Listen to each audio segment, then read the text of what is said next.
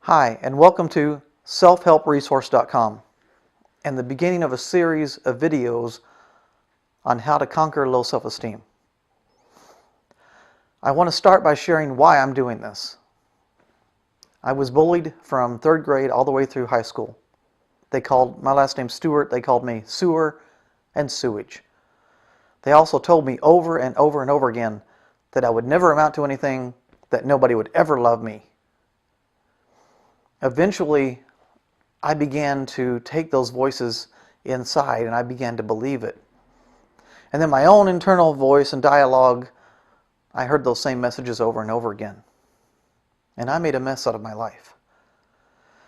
I flunked out of college, went in the military, got kicked out of the military during basic training, continued to spiral out of control, and was planning my suicide at the age of 24. I'm not going to go into a lot more detail. I'm just going to tell you that I had an experience that really got my attention, that life didn't have to be this way. And then I went and I found every self-help book I could. I got every bit of counseling I could, and I clawed my way out. And trust me, it's much better on the other side. Now, am I perfect? No. But I can tell you I do like who I am. I like the fact that I get to help other people. I like what I do. I went back to college and got a bachelor's degree, eventually a master's degree. I've worked as a professional photographer and graphic designer and transitioned into IT work. I have a great group of people I work with. I have a wonderful, loving wife. I have a son who's now an adult. I've got so many friends around me and hobbies and things that I love to do. Most of all, I love to help others. In fact, in 2016, I published a book entitled Names Will Hurt Me, Healing for Victims of Bullying. My goal was to help adults who were still struggling with the negative effects of bullying. And now, my goal is to take that and expand it a little wider and help others who have damaged self-esteem from negative parents, bullying, whatever it might be. And we're going to go into a lot of techniques to help you. But first, I need to lay some groundwork.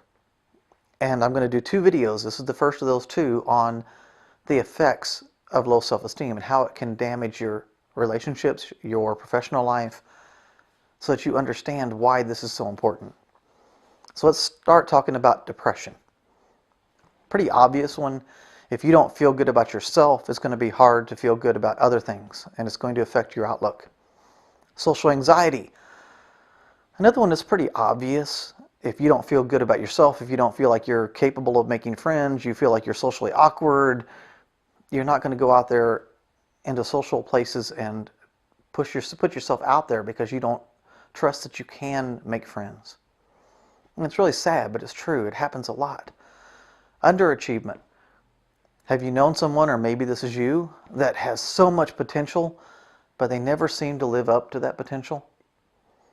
Maybe they never try, or maybe when they do try, they find a way to self-sabotage and make sure they fail because they must validate what they believe. Let's talk about people-pleasing. This was a big one for me. I used to try to help others not out of a desire to help because I just really had a lot to give, but because I wanted them to tell me how great I was. So I was constantly doing something for others. And they'd make me feel good by telling me how great I was, but then it would wear off and they'd have to do something else. It's eventually exhausting. And normally helping others should energize you, but instead this drains you. Trust me, it's not a good way to live. Now, on the flip side of the underachievement, let's talk about overachievement. Some people will take achievement and success in maybe a career field, and they wear it like a mask. And they look really successful on the outside, but inside, even though they have fame, money, they don't feel like they are worthy of it, and they really can't enjoy it. And maybe they have success in one area of their life, but it takes so much of their energy that they're exhausted and they have nothing left for the rest of their life. Maybe they are successful in their career, but their home life, their family, their friends, just, it's horrible. It falls apart. They can't maintain it. Let's talk about ways that negative self-esteem works its way in your life a little more directly. I already mentioned this one, not taking risk. Maybe you've always wanted to try something, a new career. Maybe you've always wanted to live in a different part of the country. Taking those kind of risks requires that you believe in your ability to do it. Negative self-esteem means that you don't feel like you have that ability, so you don't even try. Let's say that you do get an opportunity, maybe at work, you've been doing a good job, and they're like, hey, let's offer you this position in management. First, you might not take it because you're scared you can't do it, but even if you take it, there's a good chance you're going to make sure you fail. You're going to do things whether you might not even think about it, but subconsciously you're going to take actions to underperform, say the wrong thing, whatever, so that you make sure that you fail. Because if you succeed, that doesn't match with your inside belief. It happens so many times and to so many people. Allowing others to take credit for your work. That is so sad when that happens, but it happens often with someone with low self-esteem because people that know how to do it will prey on them. And you become a victim. And I don't want you to be a victim. And the next big one is not living with integrity. Let's say you make a mistake at work, and rather than open up and admit that you made a mistake, you're so scared of the repercussions that you hide it or maybe even lie about it. And maybe you're generally honest, but you're not in this case. Maybe somebody asks you to do something, to go to some kind of social event, and you're like, no, I can't make it, I have this going on or that going on, not because you really do have something going on, but because you're scared. Instead of just being honest and telling them you really don't want to, because you can't say no. It really hurts when you aren't living up to the integrity that you want to have, and it damages your self-esteem further. In fact, that's one of the things we're going to talk about later to help build your self-esteem, is to live with integrity. And the next one I want to talk about, this is the last one in this video series, this first video, is your relationships, particularly your romantic relationships. Have you ever known someone who just repeatedly, maybe this is even you, seems to have the same pattern in relationships? They get into a relationship, maybe they fall really quickly because they're looking for that love, they're looking for that validation.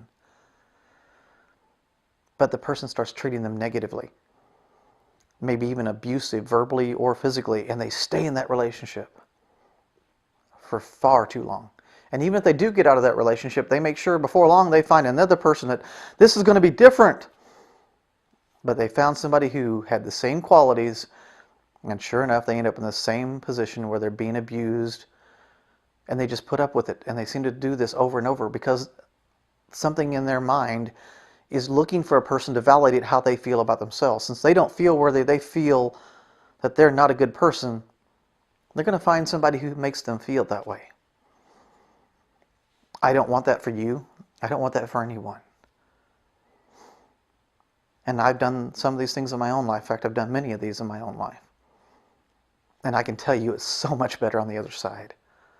So hang in there with me as we do one more video talking about the negative effects of self-esteem. I want to take a couple of the videos and talk about other things that can damage your self-esteem, including social media, if it's used the wrong way. And then we're going to start building on how to stop the low self-esteem, the low self-esteem from continuing to cause you to spiral downward. We're going to stop the damage first. And after we put a stop to the damage, then we're going to see about moving forward and having something better in your life.